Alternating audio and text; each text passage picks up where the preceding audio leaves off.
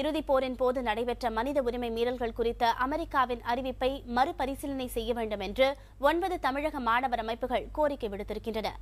100 மணி நேரத்திற்குள் அவ்வாறு செய்யாவிட்டால் கடும் விளைவுகளை சந்திக்க நேரிடும் என்று மாணவ அமைப்புகள் எச்சரித்திருக்கின்றன.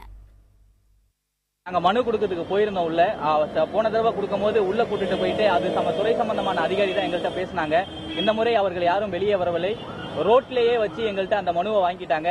அதுவும் அந்த தூதரக அதிகாரிகள் இல்லை, அது அவர் பாதுகாப்பு மேலாளர் என்று கூறினார்கள். அவரிடம் நாங்கள் கார்டு கேட்டோம், மெயில் ஐடி கேட்டோம். எப்படி அவர் எங்களை சந்திப்பாரு, எங்கள்கிட்ட எப்படி இந்த விஷயத்தை பத்தி தகவலை கொடுப்பாங்க அப்படின்னு நாங்கள் கேட்டிருந்தோம். அதுக்கு எந்த விதமான பதிலும் தெரியல. இது எங்களுக்கு ஒரு அவமானமாக நாங்கள் கருதுகிறோம்.